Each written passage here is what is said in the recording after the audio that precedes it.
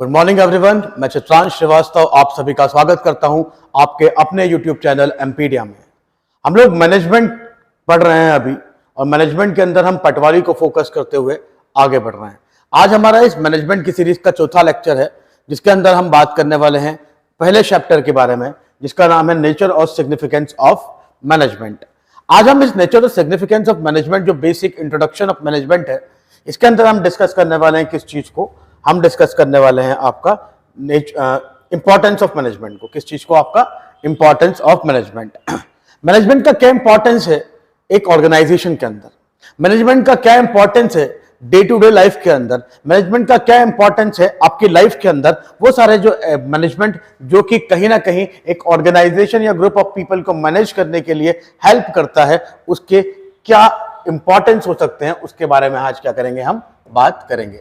चलिए देखते हैं क्या है पूरा की पूरा इस nature of importance of management के अंदर। तो हम लोग देखते हैं कि हमें क्या देखने को मिलता है। हमें देखने को मिलता है कि मैनेजमेंट क्या है, एक यूनिवर्सल एक्टिविटी है। यूनिवर्सल एक्टिविटी का मतलब कि ये एक कंटिन्यूस प्रोसेस है, जो कि डे टू डे लाइफ के अंदर एक ऑर्गेनाइजेशन के अंदर इनहेरिट तरीके से क्या होती है, रन होते हुए हमें नजर आती है। ठीक है, पर इस मैनेजमेंट के अंदर बहुत सारे इंट्रीगल पार्ट जो है वो एक ऑर्गेनाइजेशन को रन करने में, सक्सेसफुली चलाने के लिए काम में आते हैं। तो इसीलिए हम देखते हैं कि क्या इंपॉर्टेंस होगी एक ऑर्गेनाइजेशन के पर्सपेक्टिव से किसी मैनेजमेंट की, या मैनेजमेंट का क्या इंपॉर्टेंस है किसी ऑर्गेनाइजेशन के लिए। सबसे पहले हम देखते हैं कि क्या हमें इंपॉर्टेंस देखने को मिलता है। तो पहला इंपॉर्टेंस जो देखने को मिलता है, management helps in achieving the group गोल। आपको पता है कि अगर कोई ऑर्गेनाइजेशन है, ठीक है, तो वो ऑर्गेनाइजेशन जो है वो इंडिविजुअल से बना होगा। इंडिविजुअल ह्यूमन रिसोर्स जो है वो उसके अंदर क्या करेगा, एक क्रूशियल रोल प्ले करेगा। ठीक है, तो ये इंडिविजुअल जब एक साथ मिलेंगे, ये नंबर ऑफ इंडिविजुअल जो हैं वो जुड़ेंगे एक साथ ऑर्गेनाइजेशन के अंदर जुड़ेंगे, तो हमें क्या देखने को मिलेगा कि ये इंडिविजुअल जो है ये ग्रुप बनाएंगे। तो ये ग्रुप ऑफ इंडिविजुअल है, इसे किस तरह से मैनेज किया जा सकता है, उसको मैनेजमेंट में किस तरह से मैनेजमेंट हेल्प करेगा, उसको हम देखते हैं। तो देखते हैं, management is required not for itself but for achieving the goal of the organisation. ठीक है, एक ऑर्गेनाइजेशन के गोल को अचीव करने में मैनेजमेंट क्या करता है, बड़ा ही हेल्पफुल होता है। The task of the manager is to give common direction to the individual effort in achieving the overall goal of the organisation. देखिए साहब, सीधी सी बात करते हैं, एक छोटा सा एग्जांपल लेते हैं। एक एग्जांपल लेते हैं जो हमने पहले लिया था, कोचिंग है। कोचिंग के अंदर मैंने बताया था कि मैनेजमेंट के लोग भी होंगे, जिनके है ना, उसके बाद में टीचर्स भी होंगे, ठीक है, मल्टीटास्किंग एमटीएस स्टाफ भी होगा। तो ये सब क्या है, इंडिविजुअल हो सकते हैं, इंडिविजुअल का ग्रुप हो सकता है, और यही सब इंडिविजुअल जो है जब एक साइमल्टेनियसली क्या करेंगे, काम करेंगे, तो ऑर्गेनाइजेशन की सक्सेस में क्या करेंगे, एक इंपॉर्टेंट रोल प्ले करेंगे। अगर ये इंडिविजुअल अलग अलग डायरेक्शन में चलते रहे तो क्या ऑर्गेनाइजेशन का जो गोल है वो अचीव हो पाएगा? नहीं। तो हमें क्या करना पड़ेगा, एक एक इंडिविजुअल को क्या करना पड़ेगा, मैनेज करना पड़ेगा, और उसको एक सिंपल टारगेट देकर, क्या देकर, उसे एक सिंपल टारगेट देकर हमें उसे मैनेज करते हुए जो ऑर्गेनाइजेशन का गोल है, चाहे वो एडमिशन हो, चाहे वो एजुकेशन हो, चाहे वो सिस्टमेटिक ढंग से क्या करना है, रिसोर्सेज को प्रोवाइड करना हो, उसको हम अचीव कर सकते हैं। तो इस मैनर में हमें देखने को मिलता है कि मैनेजमेंट क्या करता है, हेल्प करता है अचीविंग द ग्रुप गोल। जो ग्रुप का गोल है, ऑर्गेनाइजेशन का जो गोल है, जहां इस एग्जांपल के अंदर इस ऑर्गेनाइजेशन का गोल या कोचिंग इंस्टीट्यूशन का गोल क्या हो सकता था कि एडमिशन करना, उन एडमिशन किए हुए बच्चों को एक अच्छा एजुकेशन इंपार्ट करना, या फिर एमटीएस का गोल क्या हो सकता है कि जो लोग वहां काम कर रहे हैं उनको क्या करना है, अच्छी सर्विस प्रोवाइड करना। तो वो सब हम क्या कर सकते हैं, मैनेजमेंट के थ्रू क्या कर सकते हैं, अचीव कर सकते हैं। इसीलिए हम देखते हैं कि मैनेजमेंट का पहला इंपॉर्टेंस देखने को मिलता है, अचीविंग द ग्रुप गोल। ठीक है, आगे देखते हैं। अगला जो मैनेजमेंट का इंपॉर्टेंस हमें देखने को मिला, वो हमें क्या देखने को मिला, तो हम देखते हैं नेक्स्ट इंपॉर्टेंस है वो है मैनेजमेंट इंक्रीज द इफिशिएंसी। अब देखिए सीधी सी बात है, हम पहले से ही बात कर चुके हैं कि मैनेजमेंट जो है अलग अलग चीजों से मिलकर बना हुआ है। इसके अंदर अलग अलग क्या होते हैं, स्ट्रक्चर्स होते हैं, अलग अलग क्या बोल सकते हैं, काम करने के तरीके होते हैं। ठीक है, तो उसमें प्लानिंग भी आएगा, ऑर्गेनाइजिंग भी आएगा, डायरेक्टिंग भी आएगा, स्टाफिंग भी आएगा और कंट्रोलिंग भी आएगा। ये सब जब 5 कॉन्सेप्ट मिलते हैं तो क्या बनाते हैं, एक मैनेजमेंट का क्या करते हैं, गठन करते हैं। अब सीधी सी बात है साहब, अगर अनऑर्गेनाइज तरीके से कोई भी ऑर्गेनाइज चल रहा है तो क्या वो एक अपने गोल को अचीव कर पाएगा? नहीं कर पाएगा। इसीलिए by the process of planning, organising, directing, staffing and controlling, हम लोग क्या करते हैं, हम लोग उसकी इफिशिएंसी को क्या कर लेते हैं, इंक्रीज कर लेते हैं। कैसे हम लोग क्या करते हैं, मैनेजर जो होता है उसका एम क्या होता है कि भाई कॉस्ट ऑफ प्रोडक्शन क्या किया जाए, रिड्यूस किया जाए। क्या किया जाए, कॉस्ट ऑफ प्रोडक्शन रिड्यूस किया जाए और प्रोडक्टिविटी जो है उसे क्या किया जाए, इनहेंस किया जाए। ऑब्वियस सी बात है, अगर आप लोग क्या चाहते हो, रिसोर्सेज का 100% यूटिलाइजेशन चाहते हो तो आपको इन दोनों चीजों को क्या करना पड़ेगा, दिमाग के अंदर रखना पड़ेगा। ये सीधी सी बात है, एक कोई ऑर्गेनाइजेशन है, ठीक है, एक कोई कंपनी है जो क्या बनाती है, लेदर प्रोडक्ट बनाती है ना, लेदर का प्रोडक्ट बनाती है, जूते बनाती है लेदर। तो उसका सबसे इंपॉर्टेंट काम क्या होगा कि भाई किस तरह से ये जो रॉ मटेरियल आपके पास आया है उसे हम क्या कर सकते हैं, मैक्सिमम या 100% क्या कर सके, यूज कर सकें। साथ साथ में ह्यूमन रिसोर्स को उस तरह से यूटिलाइज किया जाए कि ये जो ह्यूमन रिसोर्स है वो डे में क्या करे, मैक्सिमम प्रोडक्टिविटी दे दे, मैक्सिमम प्रोडक्ट मैन्युफैक्चर कर दे। अगर इन दोनों चीजों पे हमने क्या कर दिया, मैनेजमेंट को इंपार्ट करके काम करना चालू कर दिया तो ऑब्वियस सी बात है, efficiency of the organisation increases, मतलब कॉस्ट ऑफ प्रोडक्शन कम होगी, ठीक है, तो प्रॉफिट आपका क्या हो जाएगा, आपका इनहेंस हो जाएगा। ठीक है, साथ साथ में अगर हम प्रोडक्टिविटी को इंक्रीज कर देंगे, भाई पहले नंबर ऑफ प्रोडक्ट 10 बन रहे थे, अब नंबर ऑफ प्रोडक्ट 12 बनने लगे, तो 2 प्रोडक्ट का क्या हुआ, फायदा हुआ। तो 2 प्रोडक्ट का जो प्रॉफिट आएगा या परचेस आएगा वो एक्चुअली मैन्युफैक्चरिंग के बाद जो सेलिंग आएगा वो आपका दिन का एक्स्ट्रा आया। तो इसी तरह से हम कह सकते हैं कि ये जो एक्टिविटीज हैं इनके थ्रू हम क्या कर सकते हैं, आपका इन चीजों को मैनेजमेंट को इफिशिएंसी के साथ क्या कर सकते हैं, इफिशिएंट तरीके से आगे बढ़ा सकते हैं। चलिए आगे देखते हैं, नेक्स्ट जो हमें देखने को मिलता है, अगला जो तीसरा इसका इंपॉर्टेंस है वो क्या है, management creates a dynamic organisation. ये बड़ा इंपॉर्टेंट है साहब, इसको आपको देखना पड़ेगा कि मैनेजमेंट किस तरह से एक डायनामिक ऑर्गेनाइजेशन क्या करता है, आपका क्रिएट करता है। अगर हम लोग देखें तो सारे के सारे जो ऑर्गेनाइजेशन है वो फंक्शन करते हैं एनवायरमेंट के साथ।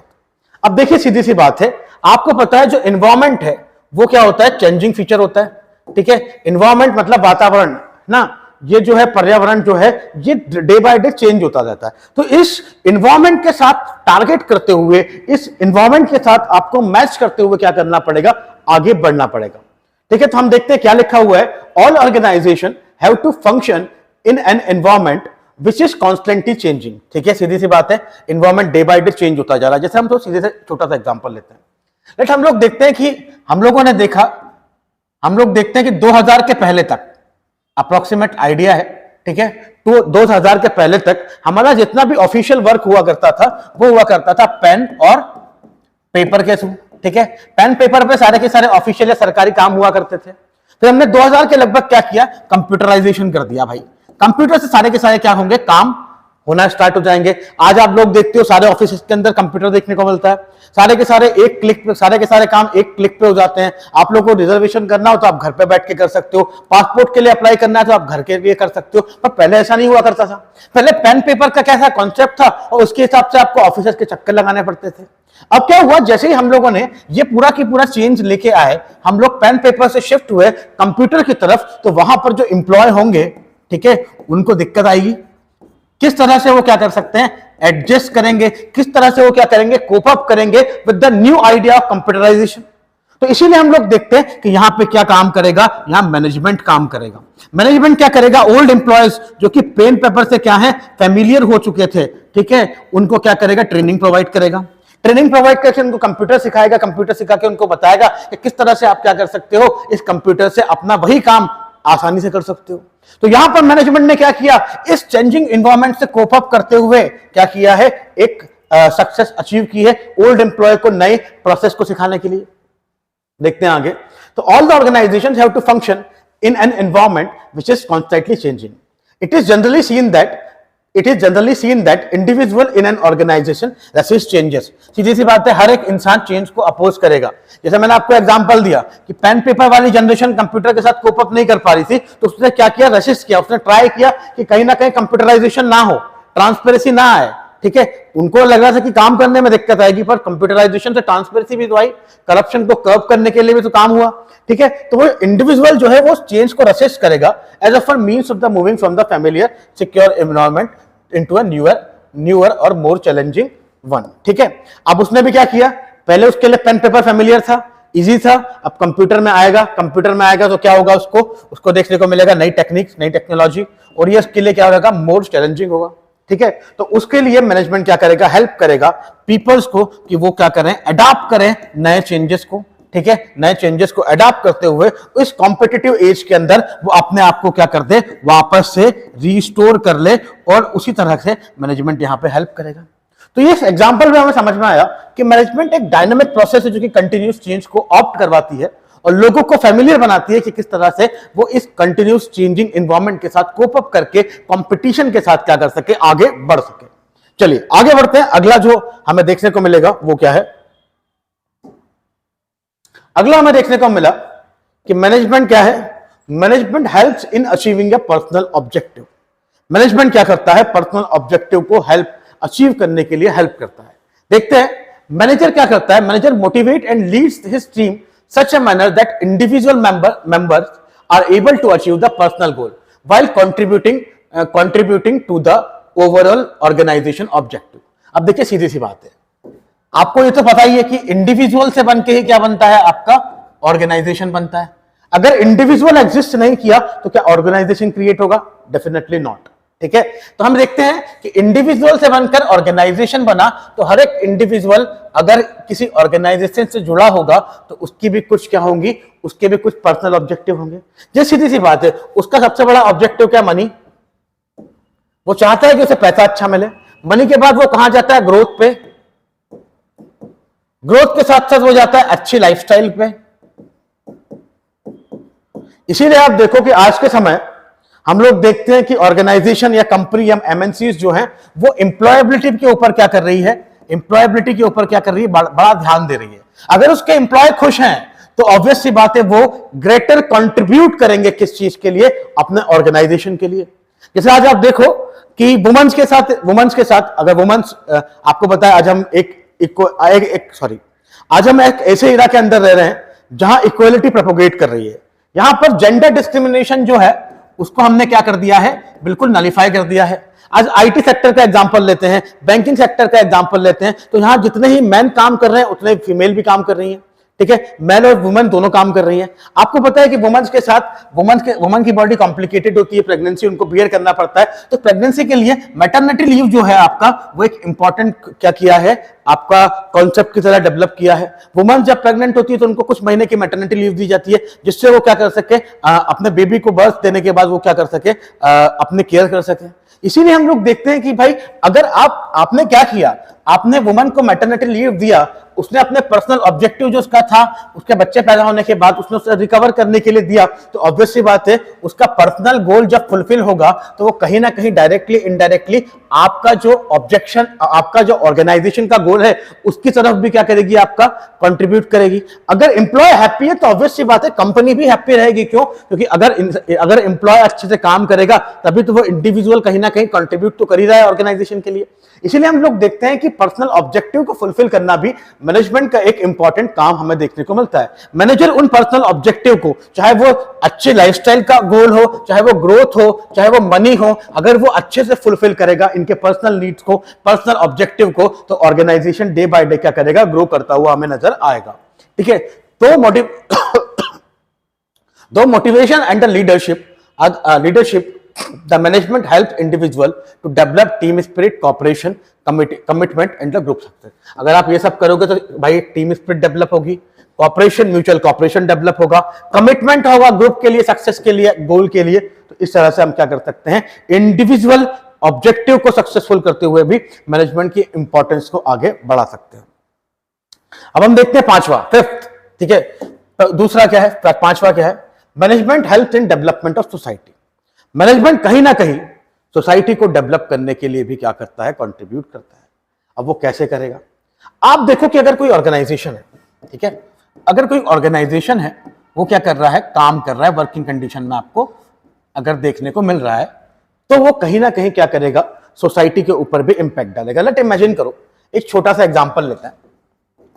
एक कोई इंटीरियर का एरिया है ना, जहां पर अभी तक डेवलपमेंट नहीं पहुंचा है, पर वहां पर क्या होता है आपका, वहां पर कोई कंपनी है, टाटा ग्रुप जो है आपका, टाटा ग्रुप जो है वो अपना क्या करता है, गाड़ी का प्लांट, ठीक है, ऑटोमोबाइल सेक्टर का प्लांट एस्टेब्लिश करता है। तो सबसे पहले तो वो क्या करेगा भाई, ये जिस एरिया, जो इंटीरियर का एरिया जहां तक अभी तक डेवलपमेंट नहीं पहुंचा था, वहां पर सबसे पहले क्या करेगा, वो इंफ्रास्ट्रक्चर डेवलपमेंट करेगा। क्यों? क्योंकि वहां पे रोड बनवाएगा, ठीक है, वहां पे पानी की अवेलेबिलिटी कराएगा, क्योंकि उस प्लांट को क्या चाहिए, उन सबकी नीड है। तो वो क्या करेगा, इस बेसिक इंफ्रास्ट्रक्चर को डेवलप कराएगा, सड़क बनाएगा, नालियां बनाएगा, ठीक है, तो वो काम करेगा। दूसरा, जो लोकल पीपल हैं जिनको एम्प्लॉयमेंट के लिए क्या करना पड़ रहा था, एम्प्लॉयमेंट के लिए बाहर जाना पड़ रहा था, उन लोगों के लिए क्या हो गया, यहां पर अपने शहर में ही क्या होगा, इस प्लांट के आ जाने से क्या होगा, आपका एम्प्लॉयमेंट अपॉर्चुनिटी बन जाएगी। तो कहीं ना कहीं इस तरीके से टाटा ग्रुप ने इंफ्रास्ट्रक्चर, ठीक है, एजुकेशन, ठीक है, एम्प्लॉयमेंट, इन सब के लिए क्या किया, कंट्रीब्यूट किया। तो क्या हम देख सकते हैं कि मैनेजमेंट अगर किसी कंपनी में होगा तो वो क्या करेगा, सोसाइटी के डेवलपमेंट को भी क्या करेगा, फुलफिल करने का काम करेगा। देखते हैं, an organisation has a multiple objective. किसी ऑर्गेनाइजेशन के क्या होते हैं, मल्टीपल ऑब्जेक्टिव होते हैं, और वो अलग अलग पर्पसेस को अलग अलग ग्रुप में क्या करता है, सर्व करता है और फुलफिल करने की कोशिश करता है। In the process of the fulfilling all these, इन सबको फुलफिल करने के लिए, इस प्रोसेस के अंदर जब वो सब अपने एम या अपने पर्पस को फुलफिल करता है, तो management helps in development the organisation, ठीक है। मैनेजमेंट डायरेक्टली क्या करता है, ऑर्गेनाइजेशन को डेवलप करने में हेल्प करता है, और उसी के थ्रू वो क्या करता है, सोसाइटी के अंदर भी डेवलपमेंट को फ्लोरिश करने का काम करता है। It helps to provide the good quality of product. सबसे पहली बात तो भाई, अगर मैनेजमेंट होगा तो क्वालिटी ऑफ प्रोडक्ट क्या होगी, इनहेंस होगी। तो छोटा सा एग्जांपल लेते हैं। आपने एक कंपनी का नाम सुना होगा जो हेडफोन बनाती, बोट, है ना। अब जो बोट की अगर बात करते हैं, तो बोट के जो इनिशियल टाइम पे प्रोडक्ट आते थे, उसमें बहुत ज्यादा दिक्कतें आती थी जब वो नई नई कंपनी बनी थी। पर आज आप देखो, जो बोट है उसको मैनेजमेंट ने किस तरीके से पहुंचा दिया है। मैनेजमेंट ने बता दिया कि पहली बात तो क्वालिटी ऑफ प्रोडक्ट उन्होंने एनहांस कराई, R&D के ऊपर, रिसर्च एंड डेवलपमेंट पर उन्होंने खर्चा किया। साथ साथ में अगर फिर भी उनके प्रोडक्ट में कोई दिक्कत आती है तो उन लोगों ने क्या सर्विस चालू कर रखी है, घर पे आके वो लोग क्या करते हैं, आपसे प्रोडक्ट कलेक्ट करते हैं, वहां से ले जाते हैं, रिप्लेस करके आपको नया प्रोडक्ट देते हैं बिना किसी इंक्वायरी और क्यूरी के। तो ये कस्टमर सेटिस्फेक्शन का काम हो रहा है, जिससे अगर बोट से कस्टमर खत्म है, अगर बोट से कस्टमर सेटिस्फाई है, तो वो बोट के प्रोडक्ट को क्या करेगा, और ज्यादा यूज करेगा, हाँ या ना। तो ये जो चीज है, ठीक है, क्वालिटी ऑफ प्रोडक्ट आपको अच्छा मिला तो अगली बार से भी आप उसी प्रोडक्ट को क्या करोगे, यूज करोगे। सर्विस ऑफ प्रोडक्ट अगर अच्छी मिली तो आप उस प्रोडक्ट की सर्विसेज को क्या करोगे, उस प्रोडक्ट को क्या करोगे, यूज करोगे। जिस तरह से बोट करता है, अगर कोई आपके ईयरफोन में जरा सी भी खराबी आ गई वारंटी में, तो आप सिर्फ क्या कीजिए, बोट के टोल फ्री नंबर पे, हेल्पलाइन नंबर पे फोन कीजिए, वो अपने आप 4 से 5 दिन के अंदर आपके यहां से वो पिकअप भी कर लेंगे और रिप्लेस करके आपको उसे क्या कर देंगे, ड्रॉप भी कर देंगे, ठीक है। तो ये फैसिलिटी अगर कोई प्रोवाइड करेगा तो कोई बोट को क्यों नेग्लेक्ट करेगा, ऑब्वियस सी बात है, हम उसी का प्रोडक्ट खरीदेंगे, ठीक है। साथ साथ में भाई, मैंने आपको टाटा ग्रुप का एग्जांपल दिया, वो प्लांट ना लगाएगा तो लोकल पीपल को क्या करेगी, एम्प्लॉयमेंट अपॉर्चुनिटी देगा, ठीक है, नई टेक्नोलॉजी से फैमिलियर करवाएगा, और इंडिया के अंदर एक नया सिस्टम क्रिएट करेगा, या एक कंट्री के अंदर एक नया एनवायरनमेंट क्रिएट करेगा, कॉम्पिटिटिव एनवायरनमेंट क्रिएट करेगा, जिससे लोग क्या कर लेंगे, आपका उस एनवायरनमेंट के साथ फैमिलियर होकर कोप अप करके आगे बढ़ जाएंगे टेक्नोलॉजिकल एनवायरनमेंट के साथ। चलिए, तो ये था अपना क्या, एक और इंपॉर्टेंस जो कि मैनेजमेंट का हमें देखने को मिलता है। आई होप सो आपको पता लग गया होगा, या आपको समझ में आ रहा होगा कि मैनेजमेंट का क्या इंपॉर्टेंस है किसी ऑर्गेनाइजेशन के अंदर, किसी सिस्टम के अंदर, और किस तरह से मैनेजमेंट एक क्रूशियल रोल प्ले करता है किसी ऑर्गेनाइजेशन के अंदर, और किस तरह से वो लोगों को हेल्प करता है, हमें हेल्प करता है, सोसाइटी को हेल्प करता है, जिससे वो सक्सेसफुली अचीव हो सके। ठीक है, आई होप सो आपको ये समझ में आया होगा। अब आगे बढ़ते हैं। अगला जो टॉपिक है हमारा, ठीक है, वो क्या है, अगला है नेचर ऑफ मैनेजमेंट, कि भाई मैनेजमेंट किस नेचर का है, आपका मैनेजमेंट का नेचर क्या है। दो क्वेश्चन बड़े ही रेस होते रहे हैं, दो क्वेश्चन बड़े ही बार बार फ्रेम होते रहे हैं। क्या मैनेजमेंट आर्ट है, क्या मैनेजमेंट आर्ट है, या क्या मैनेजमेंट साइंस है। तो हम डिस्कस करेंगे कि क्या मैनेजमेंट आर्ट है, क्या मैनेजमेंट साइंस है, क्या मैनेजमेंट के अंदर दोनों के फीचर अवेलेबल हैं, या क्या मैनेजमेंट सिर्फ आर्ट का पार्ट है, क्या मैनेजमेंट सिर्फ साइंस का पार्ट है। तो ये चीज हम क्या करने वाले हैं, इस नेचर ऑफ मैनेजमेंट के अंदर पढ़ने वाले हैं। पर इसके पहले हमें समझना पड़ेगा कि मैनेजमेंट आया कहां से, मैनेजमेंट कितना पुराना है, मैनेजमेंट आपका अस्तित्व में हमें कब आता हुआ नजर आता है। तो हम देखते हैं कि मैनेजमेंट जो है वो उतना ही पुराना है जिस तरह की कोई सिविलाइजेशन पुराना हो सकता है। ठीक है, अब मैं आपको लेके जाऊंगा वहां तक कि किस तरह से सिविलाइजेशन बनने की प्रोसेस के साथ ही हमें मैनेजमेंट की उत्पत्ति भी देखने को मिलेगी, मैनेजमेंट का इवोल्यूशन भी देखने को मिलेगा। तो हम पहले तो देख लेते हैं कि लिखा क्या हुआ है, फिर उसके बाद समझने की कोशिश करते हैं। तो हम देखते हैं मैनेजमेंट उतना ही पुराना है जितना कोई सिविलाइजेशन हो सकता है। पर आज अगर हम लोग देखें, although the modern organisation of the recent origin, organised activity has existed since time of the ancient civilisation. अगर हम आज देख रहे हैं आज के मॉडर्न ऑर्गेनाइजेशन को, तो वो उनका भले ही रिसेंट में ओरिजिन हुआ है, पर वो उन्हीं एक्टिविटीज को क्या कर रहा है, फॉलो कर रहा है जो कि एंशिएंट सिविलाइजेशन से क्या हो रही आ रही है, मैनेजमेंट के अंदर प्रैक्टिस करते हुए आ रही है। वो उन्हीं को क्या कर रहा है, आपका आगे डिलीवर करने का काम कर रहा है। इनफैक्ट ऑर्गेनाइजेशन में भी considered the distinguished feature of the that separate civilised society to the uncivilised society. इसी तरह क्या हम ऐसा बोल सकते हैं कि अगर हम लोग देखते हैं कि मैनेजमेंट एंशिएंट सिविलाइजेशन से आया है, तो क्या इस मैनेजमेंट ने इस अनसिविलाइज्ड सोसाइटी से सिविलाइज्ड सोसाइटी को बनाने का काम भी किया होगा? मैं बोलता हूं हाँ, हम बोल सकते हैं ऐसा कि मैनेजमेंट ने अनसिविलाइज्ड सोसाइटी से सिविलाइज्ड सोसाइटी बनाने का काम भी किया होगा। कैसे? चलो देख लेते हैं कैसे क्या देखने को मिला। देखिए, हम सबसे पहले जाते हैं हमारे इंडिया के मोस्ट एंशिएंट सिविलाइजेशन के ऊपर। इंडिया का सबसे पुराना सिविलाइजेशन है, वर्ल्ड के 4 सिविलाइजेशन में से एक जो इंडिया में आया है, उसको हम किस नाम से जानते हैं? Indus Valley civilisation. अगर हम इंडस वैली सिविलाइजेशन की माने तो यह भारत का पहला सिविलाइजेशन था, पर इसके थोड़ा और पहले चलते हैं। हम लोग पढ़ते हैं स्टोन एज। हम क्या पढ़ते हैं? स्टोन एज मतलब पाषाण काल।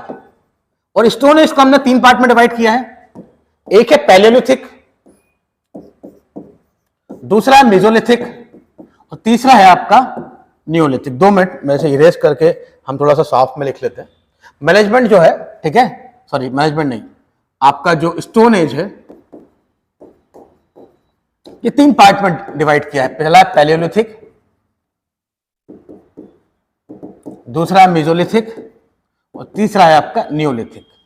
जब हम लोग देखते हैं इतिहास के अंदर पाषाण काल को, स्टोन एज को, तो ये इसका बाइफर्केशन दिखता है, पैलेयोलिथिक पीरियड, मेसोलिथिक पीरियड और नियोलिथिक, मतलब पुरा पाषाण काल, मध्य पाषाण काल और नव पाषाण काल। अगर हम देखें तो हमें क्या देखने को मिलता है? पैलेयोलिथिक पीरियड के अंदर इंसान का जो जीवन था, लाइफ था, वो नॉमेडिक था। नॉमेडिक का मतलब रैन बसेरे का जीवन, जहां उसे खाना मिला वो वहां रुक जाता था। ठीक है, जितना टाइम उसे खाना मिला वो उस जगह रहा, फिर खाने की सर्च में अगली जगह। उसी तरह हम देखते हैं मेसोलिथिक पीरियड में भी इंसान का लाइफस्टाइल क्या था? नॉमेडिक था। पर जब हम जैसे ही नियोलिथिक में आते हैं तो ह्यूमन क्या करता है? सबसे बड़ा अचीवमेंट करता है, ठीक है, सबसे बड़ा डेवलपमेंट करता है, और वो क्या सीख लेता है? आपका एग्रीकल्चर की प्रैक्टिस सीख लेता है, एग्रीकल्चर करना सीख लेता है। अब एग्रीकल्चर करना सीखा तो भाई वो नॉमेडिक लाइफस्टाइल क्यों जी रहा था? वो रैन बसेरे का जीवन क्यों जी रहा था? क्योंकि उसके पास खाने की अवेलेबिलिटी नहीं थी। जब खाने की अवेलेबिलिटी उस इंसान के पास नहीं थी, ठीक, तो वो घूमता था। पर जब उसके पास क्या आया? एग्रीकल्चर सीखा, तो उसकी खाने की दिक्कत खत्म हुई। हाँ या ना? ठीक है, जब उसकी खाने की दिक्कत खत्म हुई इंसान की, तो उसने क्या कर दिया? सेटल्ड लाइफस्टाइल को ऑप्ट कर लिया। मतलब वो एक जगह रहना स्टार्ट हो गया, उसकी लाइफस्टाइल नोमैडिक से सेटल्ड में स्विच हो गई।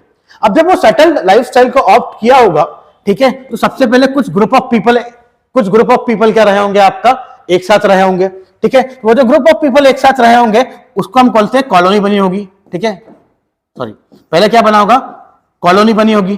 कॉलोनी से फिर विलेज बना होगा, विलेज से फिर हम देखते हैं तो विलेज से फिर टाउन बना होगा, और टाउन से फिर हम देखते हैं तो सिटीज बनी होंगी।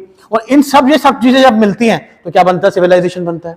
अब सिविलाइजेशन की डेफिनेशन को देखते हैं तो सिविलाइजेशन बना कैसे है? एग्रीकल्चर के अंदर सेटल लाइफस्टाइल आई, सेटल लाइफस्टाइल से फिर हमने देखा कॉलोनी, विलेज, टाउन और सिटीज बनी। और इन सब में सिर्फ रहना ही इंपॉर्टेंट नहीं है, इन सब के अंदर मैनेजमेंट भी इंपॉर्टेंट है। क्योंकि हम बोलते हैं कि हम समाज के अंदर रहते हैं, तो समाज क्या है? समाज ग्रुप ऑफ पीपल है। सिविलाइजेशन क्या है? सिविलाइजेशन ग्रुप ऑफ पीपल का क्या है? अकमलेशन है, जो कि डेफिनेट रूल्स एंड रेगुलेशन को क्या कर रहे हैं? फॉलो कर रहे हैं। अगर वो डेफिनेट रूल्स एंड रेगुलेशन को फॉलो कर रहे हैं तभी तो वो अपने आप को सिविलाइज कह रहे हैं भाई साहब। अगर वो सिविलाइज कह रहे हैं तो वो रूल्स एंड रेगुलेशन को फॉलो करेंगे। और मैनेजमेंट जो देखने को मिला वो सबसे पहला हमें क्या देखने को मिला, जब हम इंडस वैली सिविलाइजेशन के अंदर आए, जब हम सिविलाइज्ड हुए तो हमने क्या देखा, कुछ डेफिनेट रूल्स और रेगुलेशन, कुछ डेफिनेट कोड ऑफ कंडक्ट को क्या किया है, फॉलो किया है। और वही कोड ऑफ कंडक्ट आगे चल के क्या कहलाए, मैनेजमेंट कहलाए। क्योंकि यहां हमने क्या किया, हमने एक नॉमेडिक सोसाइटी को या नॉमेडिक पीपल को कुछ नियम, कुछ तरीकों में बांधकर उसे क्या किया है, एक अच्छा स्टाइल दिया। इसीलिए हम बोल सकते हैं कि हम अनसिविलाइज से सिविलाइज हुए तो उसमें मैनेजमेंट का क्रूशियल रोल हुआ होगा, क्योंकि यहां पे रूल्स एंड रेगुलेशन हमें देखने को मिल रहे हैं। चलिए ये समझ में आ गया आपको, आगे बढ़ते हैं। ठीक है, फिर हम देखते हैं कि अर्लीस्ट मैनेजमेंट प्रैक्टिस जो हमें देखने को मिली, ठीक है, वो किस फॉर्म में देखने को मिली होगी। तो सबसे पहले अर्लीस्ट मैनेजमेंट की जो प्रैक्टिसेस आपको देखने को मिली वो एक सेट ऑफ रूल था। जैसे मैंने आपको बताया कि हम जब नॉमेडिक से कहां आए, क्या बोलते हैं, सिविलाइज हुए, तो समाज बना, सोसाइटी बनी, और सोसाइटी की कुछ डेफिनेट कोड ऑफ कंडक्ट। जैसे हम लोग हैं इंदौर में, अगर हम लोग रहते हैं तो हमारी सोसाइटी का एक नियम है कि हम लोग क्या करते हैं, नाश्ता करने के बाद, चाय पीने के बाद कचरा डस्टबिन में डालते हैं। पर बाकी शहरों में ऐसा नहीं है।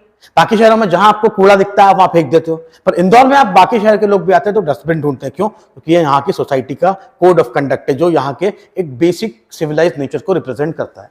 ठीक है, तो ये क्या है, सेट ऑफ रूल है और रेगुलेशन है, जो कि आपका एक्सपीरियंसेस के साथ क्या हुआ है, डेवलप हुआ है। वो एक्सपीरियंसेस या तो गवर्नमेंट की फील्ड में हुए होंगे या कमर्शियल एक्टिविटीज के फील्ड में हुए होंगे। धीरे धीरे करके हम लोगों ने जब ट्रेड एंड कॉमर्स को आगे बढ़ाया, तो हम लोगों ने ट्रेड एंड कॉमर्स को आगे बढ़ाया, उसको सक्सेस देने की बात की, तो हम लोगों ने क्या किया, मैनेजमेंट की प्रैक्टिसेस प्रिंसिपल को क्या कर दिया, ऑर्गेनाइज कर दिया, रिकॉग्नाइज कर दिया। चलिए बात करते हैं, अब बात करते हैं नेचर ऑफ मैनेजमेंट क्या हमें देखने को मिलता है। तो हम देखते हैं नेचर ऑफ मैनेजमेंट हमें क्या देखने को मिलता है। नेचर ऑफ मैनेजमेंट में हम पहली चीज देखते हैं कि ये देखते हैं, हाँ तो ये तो अभी मैं आपको बता ही चुका हूं क्या है क्या नहीं है ना, कि मैनेजमेंट का नेचर क्या है। देख लेते हैं, समझ लेते हैं कि क्या क्वेश्चन रेज होता है जब हम देखते हैं, स्टडी करते हैं। रुको 2 मिनट, कितना टाइम हो गया? 26 मिनट हो गए, 27 मिनट हो गए, 26 मिनट। 10 मिनट तो खींच दूं, हाँ है ना, 10-15 मिनट में खत्म कर दूंगा टॉपिक, है ना। हाँ, चलिए देखते हैं हम लोग क्या देखने को मिलता है। हमें देखने को मिलता है कि मैनेजमेंट क्या है। आज के समय का जो मैनेजमेंट है उसमें बड़ा ही क्वेश्चन दिमाग में आता है, बार बार लोग पूछते हैं कि मैनेजमेंट क्या है, मैनेजमेंट कौन सी प्रैक्टिस है, क्या मैनेजमेंट आर्ट है, क्या मैनेजमेंट साइंस है। तो हम लोग आज डिस्कस करेंगे कि क्या मैनेजमेंट साइंस है, क्या मैनेजमेंट आर्ट है, या मैनेजमेंट दोनों का कंबाइनेशन है। तो बेसिक सी बात है, हम मैनेजमेंट के अंदर कुछ बहुत सारी बातों की बात करते हैं, हम थ्योरीज की बात करते हैं, एक्सपीरियंसेस की बात करते हैं, प्रैक्टिसेस की बात करते हैं, उन्हीं भी आप पे हम पता लगाएंगे कि किस तरह से मैनेजमेंट हमें देखने को मिलता है। हम देखते हैं, in order to answer this, हमें आंसर करना है किस चीज का, हमें आंसर करना है कि मैनेजमेंट आपका साइंस है या मैनेजमेंट आपका आर्ट है। इस क्वेश्चन को आंसर करने के लिए हम लोग क्या करेंगे, हम features of both science and art, हम सबसे पहले क्या पढ़ेंगे, क्या फीचर है साइंस के और क्या फीचर है आर्ट के, और फिर उसके बाद हम कंपेयर करेंगे क्या साइंस और आर्ट के जो बेसिक फीचर्स हैं, ठीक है, साइंस और आर्ट के जो बेसिक फीचर हैं, क्या मैनेजमेंट उन्हें फुलफिल करता हुआ नजर आ रहा है। अगर हाँ तो वो आर्ट हो गया, अगर नहीं तो वो आर्ट नहीं हुआ। अगर साइंस का फीचर फुलफिल करेगा तो हाँ वो साइंस का पार्ट हुआ, तो फिर अगर नहीं किया तो साइंस का पार्ट नहीं हुआ। और अगर मैनेजमेंट आर्ट और साइंस दोनों का ही फीचर फुलफिल करेगा तो हम देख सकते हैं कि मैनेजमेंट जो है उसके अंदर आर्ट भी है और उसके अंदर साइंस भी है। चलिए सबसे पहले हम बात करते हैं, पहला टॉपिक आर्ट या साइंस में से, तो देखते हैं क्या है, मैनेजमेंट एक आर्ट है। ठीक है, सबसे पहले हम देखते हैं कि मैनेजमेंट अगर आर्ट है तो क्या है आर्ट के फीचर्स, और मैनेजमेंट उनमें से किन किन फीचर्स को क्या करता है, आपका फुलफिल करता हुआ हमें नजर आता है। तो देखते हैं क्या है, व्हाट इज आर्ट। सबसे पहले तो हम आर्ट की डेफिनेशन देखेंगे। तो art is a skilful and the personal application of existing and achieving the knowledge desired result. आर्ट क्या है बेसिकली साहब, आर्ट एक स्किलफुल और पर्सनल एप्लीकेशन है। आपके पास अगर कोई स्किल है तो उसका आप पर्सनल एप्लीकेशन करेंगे, और उस पर्सनल एप्लीकेशन में आप क्या करेंगे, नॉलेज गेन करते हुए एक डिजायर रिजल्ट तक पहुंचेंगे। लेट सीधी सी बात है, अगर कोई म्यूजिशियन है तो म्यूजिक एक आर्ट है, आर्ट का फॉर्म है। तो अगर कोई म्यूजिशियन है तो उसको सबसे पहले सारेगामा पता नहीं से तो पढ़ना पड़ेगा ना, उसको आरोह अवरोह तो समझना पड़ेगा ना, उसके बाद वो अलग अलग उस पर इंप्लीमेंटेशन करके क्या कर सकता है, उसको अलग फ्रेम में डाल सकता है, उसका एक नया म्यूजिक स्टाइल बना सकता है। पर बेसिक तो क्या है, उसको अपनी खुद की स्किल और पर्सनल एप्लीकेशन के थ्रू जो नॉलेज उसने गेन किया था उससे उसे डिजायर रिजल्ट पे पहुंचना है। It can be acquired through the study, ये नॉलेज है, ठीक है, ये कैसे मिलेगा या ये चीज कैसे अचीव होगी, पढ़ाई करके, ऑब्जर्वेशन के थ्रू और एक्सपीरियंसेस के थ्रू। अगर कोई इंसान किसी चीज की पढ़ाई कर रहा है तो उसे नॉलेज मिलेगा, अगर वो चीजों को ऑब्जर्व कर रहा है तो उसे ऑब्जर्वेशन से नॉलेज मिलेगा, और एक्सपीरियंस से जो उसने सीखा होगा उन सब का क्या हो, इंप्लीमेंटेशन हमें क्या कहलाएगा आपका, वो इंप्लीमेंटेशन कहलाएगा आपका क्या, आपका आर्ट कहलाएगा। Since art is concern with the personal application of the knowledge of some kind, ingenuity and the creativity required to practise the basic principles learn. हम लोग देखते हैं कि क्या देखने को मिलता है, आर्ट कंसर्न है पर्सनल एप्लीकेशन ऑफ नॉलेज। आपके पास ज्ञान तो है, पर ज्ञान को आप किस तरह से क्या करते हो, अप्लाई करते हो, इससे वो क्या करता है, रिलेट करता है। किस तरह से आप क्रिएटिविटी को क्या कर सकते हो, प्रैक्टिस कर सकते हो, अपने बेसिक प्रिंसिपल जो आपने पढ़े हैं उसके अंदर, वही क्या मिलकर बनाता है, आर्ट कहलाता है। तो मोटा मोटा तौर पर साफ सीधी सी बात है, आर्ट क्या है, आर्ट बेसिकली थ्योरेटिकल कॉन्सेप्ट है जिसके अंदर हम कुछ पढ़ते हैं, नॉलेज गेन करते हैं, उसके अंदर हम कुछ ऐड ऑन करते हैं, ऐड ऑन करके हम एक्सपेरिमेंट करके अगर कोई नई चीज बनाते हैं तो वो क्या कहलाता है, आपका आर्ट कहलाता है। ठीक है, अब हम डिस्कस करने वाले हैं कि आर्ट के कुछ थ्योरेटिक, आर्ट क्या है, आर्ट के कुछ बेसिक फीचर्स हैं। ठीक है, वो जो आर्ट फॉलो करता है, अगर कोई सब्जेक्ट आर्ट है, कोई आर्ट है, तो वो क्या करेगा, कुछ अपने बेसिक फीचर्स को क्या करेगा, फॉलो करेगा। उन बेसिक फीचर्स के बारे में हम बात करते हैं। तो पहला बेसिक फीचर है एग्जिस्टेंस ऑफ थ्योरेटिकल नॉलेज। ठीक है, तो भाई सीधी सी बात है, बिना ज्ञान के, ठीक है, बिना ज्ञान के आप कुछ भी नहीं कर सकते।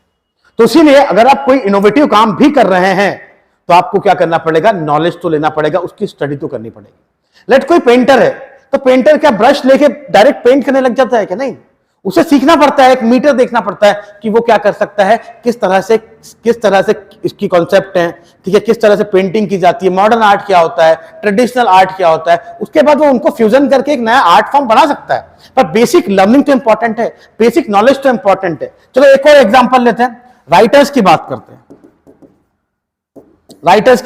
पोएट की बात करते हैं। आप लोगों ने हिंदी पढ़ा होगा स्कूल में, आपने पढ़ा होगा हिंदी में दोहा, सोटा, चौपाई, ठीक है, तो ये एक राइटिंग स्टाइल ऑफ हिंदी है। पर अगर आपने देखा हो तो उसमें देखा होगा 13-12, 13-11, तो ये क्या है, एक मीटर है, ये क्या है, नॉलेज है, ये एक तरीका है। अगर आपको सोटा लिखना है तो आपको क्या है, उसका जो मीटर है उसके हिसाब से लिखना पड़ेगा। अगर आपको दोहा लिखना है तो 13-11 के हिसाब से लिखना पड़ेगा, 13 शब्द 11 शब्द। तो ये क्या है, आपका नॉलेज है, उस हिसाब से आप क्या कर सकते हो, उन चीजों को इंप्लीमेंट कर सकते हो। तो नॉलेज का एक सबसे इंपॉर्टेंट काम क्या है, थ्योरेटिकल नॉलेज। ठीक है ना, आर्ट का सबसे इंपॉर्टेंट पार्ट क्या है, एक फीचर क्या है कि उसमें थ्योरेटिकल नॉलेज एग्जिस्ट करना चाहिए। पढ़ते हैं, art presuppose the existence of certain theoretical knowledge. Art अगर कर रहे हो तो उसमें सपोज किया जाता है कि आपको उस फील्ड के बारे में पहले से ही कुछ क्या है, नॉलेज होना चाहिए, जो थ्योरी के अंदर उसमें प्रोफाउंड किया गया है। Experts in their respective areas have derived certain basic principle. भाई सीधी सी बात है, अगर पेंटिंग वाला कोई आदमी है तो कोई पुराने एक्सपर्ट पेंटर रहे होंगे, उन्होंने कुछ थ्योरी या प्रिंसिपल क्रिएट किए होंगे, उनको आप पढ़िए, उनके बाद आप क्या कीजिए, नए इनोवेशन कीजिए। ठीक है, क्या बोला, expert in the respective areas have derived certain principles which are applicable in a particular form of art। ठीक है, वो हर फॉर्म ऑफ आर्ट में लगते हैं। जैसे सीधी सी बात है, म्यूजिक का एग्जांपल लेते हैं। म्यूजिक की अगर बात करें तो म्यूजिक का बेसिक प्रिंसिपल क्या है, 7 स्वर, सा रे गा मा पा धा नी सा, जिसे आरो और अवरो बोलते हैं। अगर आपको इसका ही ज्ञान नहीं है तो क्या आप कोई म्यूजिक कंपोज कर पाओगे? नहीं, आपको पहले बेसिक म्यूजिक सीखना पड़ेगा भाई साहब, वही तो आर्ट आएगा। तो ये आपको करना पड़ेगा। फॉर एग्जाम्पल, लिटरेचर लिखना है तो आपको उसका आना चाहिए। डांसिंग में कुछ स्टेप होते होंगे, कुछ कैसे पैर चलाना है वो आपको पता होना चाहिए। पब्लिक स्पीकिंग अगर कोई करता है तो पब्लिक स्पीकिंग का जो कोड ऑफ कंडक्ट है, ऐसा नहीं है कि पब्लिक स्पीकिंग में गए और स्टेज पे जाके डांस करने लगे और फिर बोलने लगे, नहीं, उसका एक डेकोरम होगा। वो डेकोरम जो हो, उसकी थ्योरी जो आपको पता होनी चाहिए। तो पहला जो फीचर हमें देखने को मिला मैनेजमेंट का, वो क्या है, आपका आर्ट। ठीक है, दूसरा देखते हैं, सेकंड फीचर ऑफ क्या है, सेकंड फीचर है आपका पर्सनल एप्लीकेशन। अगर आपने क्या सीख लिया है, नॉलेज ले लिया है आर्ट में, ठीक है, आपने उसकी थ्योरी पढ़ ली है, तब आप उसमें क्या कीजिए, पर्सनल एप्लीकेशन कीजिए।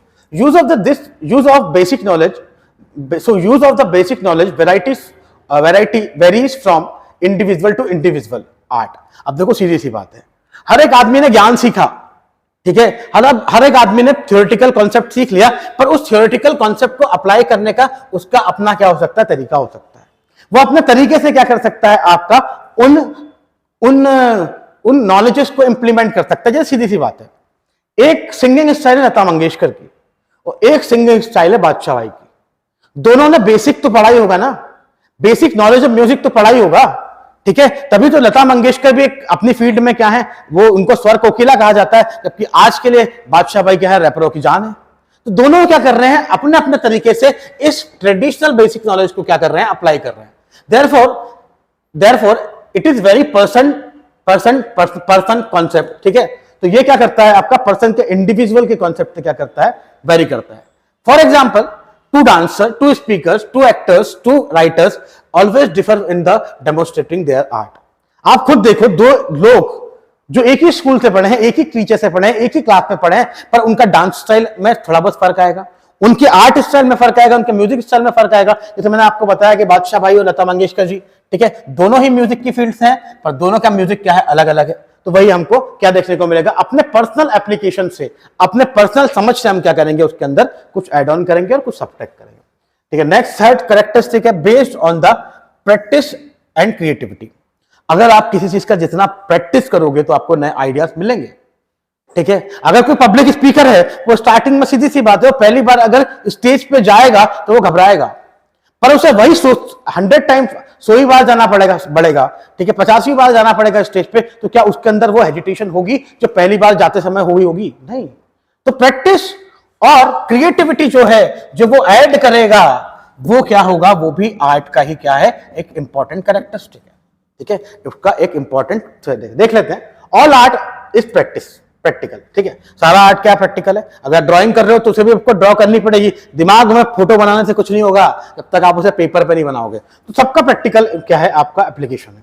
Art involves in the creative practice of existing the theoretical knowledge. Art क्या करता है, आप क्रिएटिव प्रैक्टिस कीजिए, आप प्रैक्टिस से क्या कीजिए, आपके थियोरेटिकल नॉलेज को आप इंपार्ट कीजिए, वही करने का काम करता है।